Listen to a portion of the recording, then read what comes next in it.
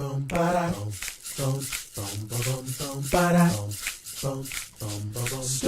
time with Reginald. Story time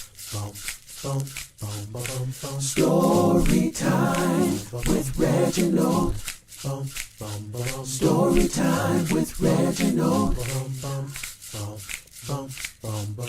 Story time with Reginald. Story time with Reginald. Story time with Reginald. Hello friends, and welcome to Story Time with Reginald. I am Reginald, and I am happy you are here. Today we're going to read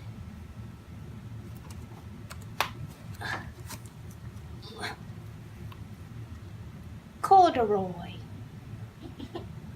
Will you read with me? Great! Let's begin. Corduroy by Don Freeman. Corduroy is a bear who once lived in the toy department of a big store. Day after day he waited with all the other animals and dolls for somebody to come along and take him home. The store was filled with shoppers, buyers, and all sorts of things, but no one ever seemed to want a small bear in green overalls. Then one morning, a little girl stopped and looked straight into Corduroy's bright eyes. "Oh, Mommy," she said, "look, there's the very bear I've always wanted." "Not today, dear," her mother sighed. "I've spent too much already. Besides, he doesn't look new. He's lost the button to one of his shoulder straps." Corduroy watched them sadly as they walked away. "I didn't know I'd lost a button," he said to himself. "Tonight I'll go and see if I can find it." Late that evening, when all the shoppers had gone and the doors were shut and locked, Corduroy climbed carefully down from his shelf and began searching everywhere on the floor for his lost button. Suddenly he felt the floor moving under him. Quite by accident he had stepped onto an escalator and up he went. Could this be a mountain, he wondered. I think I've always wanted to climb a mountain. He stepped off the escalator as it reached the next floor, and there, before his eyes, was the most amazing sight. Tables and chairs and lamps and sofas and rows of beds. "This must be a palace," Corduroy gasped. "I guess I've always wanted to live in a palace."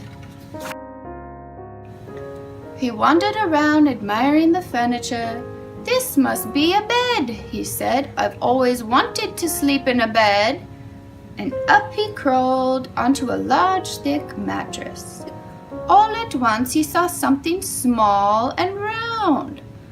"Why, here's my button," he cried, and he tried to pick it up. But like all the other buttons on the mattress, it was tied down tight. He yanked and pulled with both paws until pop! Off came the button, and off the mattress Corduroy toppled. Bang! Into a tall floor lamp. Over it fell with a crash. Corduroy didn't know it, but there was someone else awake in the store. The night watchman was going his rounds on the floor above. When he heard the crash, he came dashing down the escalator. "Now who in the world did that?" he exclaimed. "Somebody must be hiding around here."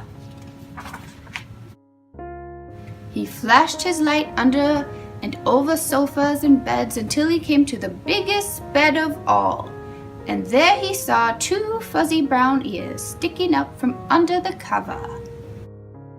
"Hello," he said. "How did you get upstairs?" The watchman tucked Corduroy under his arm and carried him down the escalator and set him on a shelf in the toy department with the other animals and dolls. Corduroy was just waking up when the first customers came into the store in the morning, and there looking at him with a wide, warm smile was the same little girl he'd seen only the day before.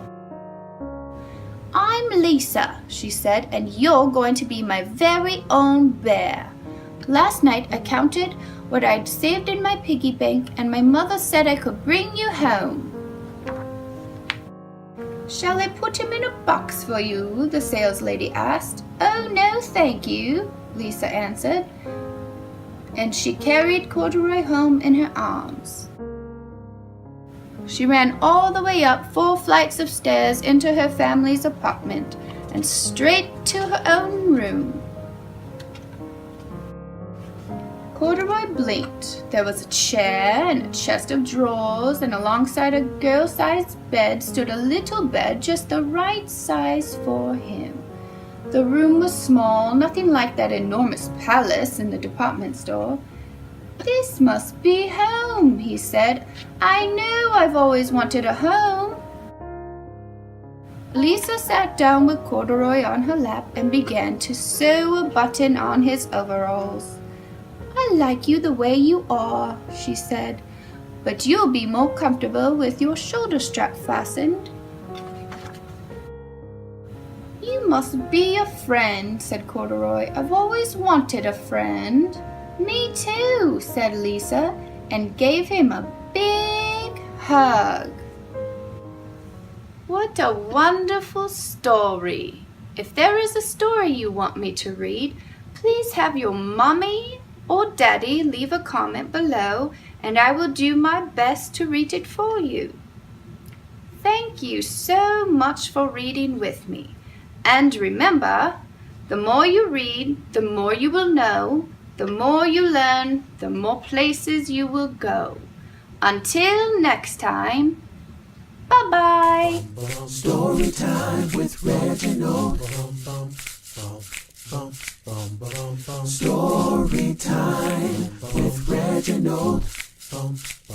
Story time with Reginald. Story time with Reginald.